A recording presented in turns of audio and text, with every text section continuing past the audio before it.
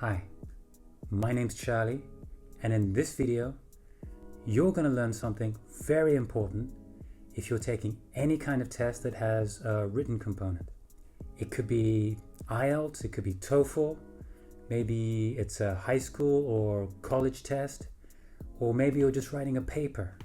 If you have to write any kind of essay or paragraph, this is the video for you.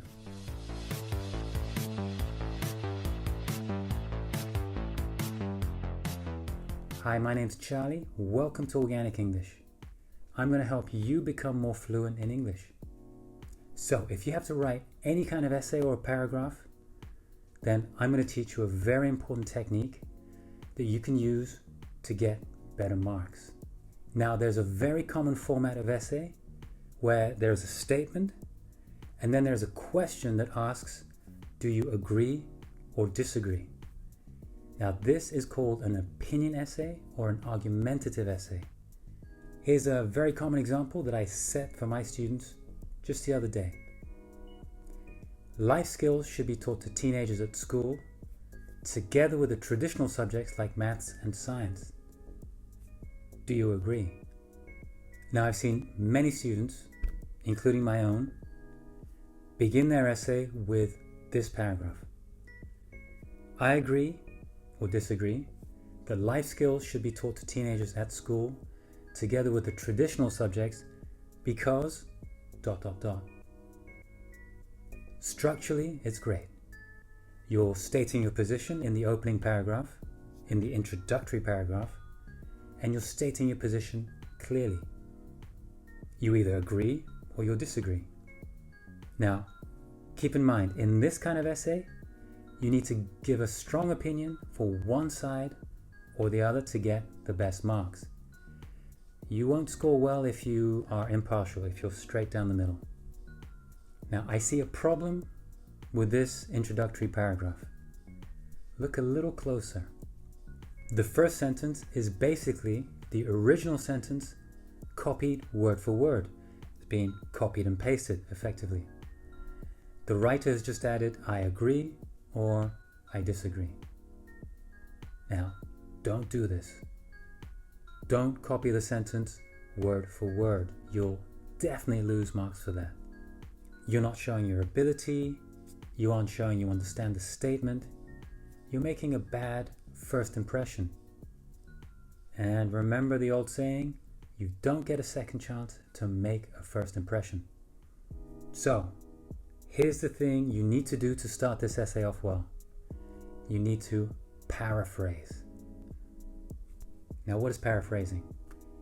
The definition of paraphrase is to express in a shorter, clearer, or different way what someone has said or written. It's important that we don't change the meaning.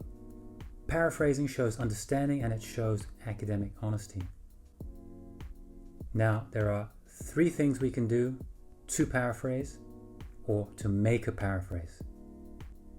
Side note, we can use the word paraphrase as a verb, to paraphrase, or as a noun, a paraphrase. Okay, so the 3 things. First, we can change the vocabulary, change the words. We can look for synonyms to help us out. Now, what are synonyms again? A synonym is a word or phrase that means exactly or nearly the same as another word or phrase. Number 2, we can change the sentence structure. We can change the order the words are in. Now, often if we change the words, we need to change the word order anyway. And number 3, finally, we can also change the voice. So if it's in the active, you can change it to the passive. If it's in the passive, you can change it to the active. Generally speaking, it's best to write academic papers in the active voice.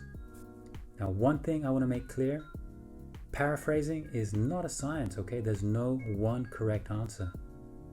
Okay, before we do any of that, we need to read the text carefully. If you don't understand it, you can't paraphrase it.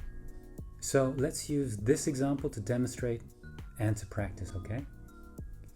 Life skills should be taught to teenagers at school together with the traditional subjects like maths and science. Now, the first thing I notice when I read this is that there is this phrase, life skills. What are life skills? I'm not 100% sure myself, so I'm going to Google it.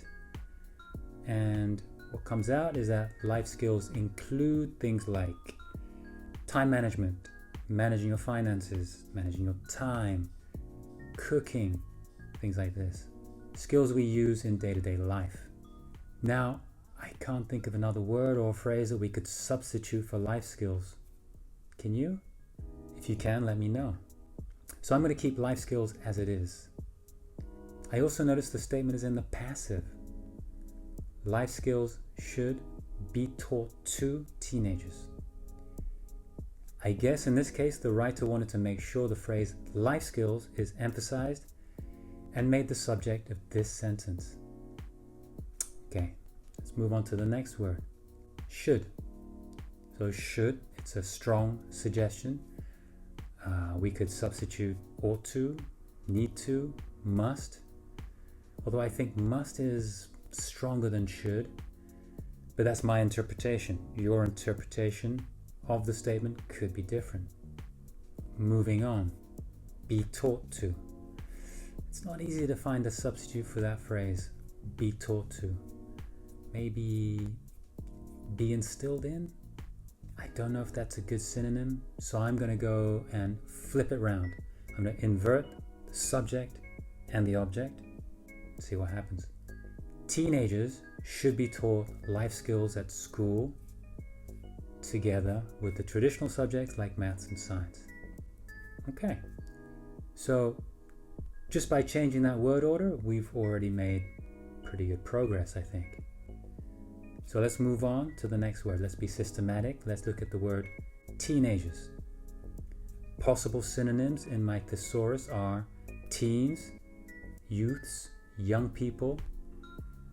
They're at school, so maybe students, more specifically high school students or secondary school students. Good enough? Should be taught. This is in the passive voice. As I mentioned, you should write an essay like this in the active voice, unless you have a good reason to write it in the passive. Be taught. The obvious active verb is learn. Another good one might be master. So let's take a look. So far we have high school students ought to learn life skills at school. We can substitute in class, on campus, in the classroom. Moving on, together with. We can substitute in addition to, as well as, along with. Okay, traditional. Synonyms are common, classic, regular. Subjects. Synonyms are classes, courses, material, topics. My thesaurus says that classes and courses are synonyms of subjects, but you usually take a course or a class. You don't learn a course or a class. So the way it is right now, I prefer material or topics in this case. So that's an interesting point. Be careful. Don't just grab whatever the thesaurus gives you. Apply what you know, apply your knowledge. Moving on, like, we could substitute such as, and then maths and science. Keep those the same. So let's see what we have. High school students ought to learn life skills in class, as well as regular topics such as maths and science. Good job, I think that works really well. So to recap, when we paraphrase, we're using our own words to rewrite something someone else has written without changing the meaning. There are 3 things we can do.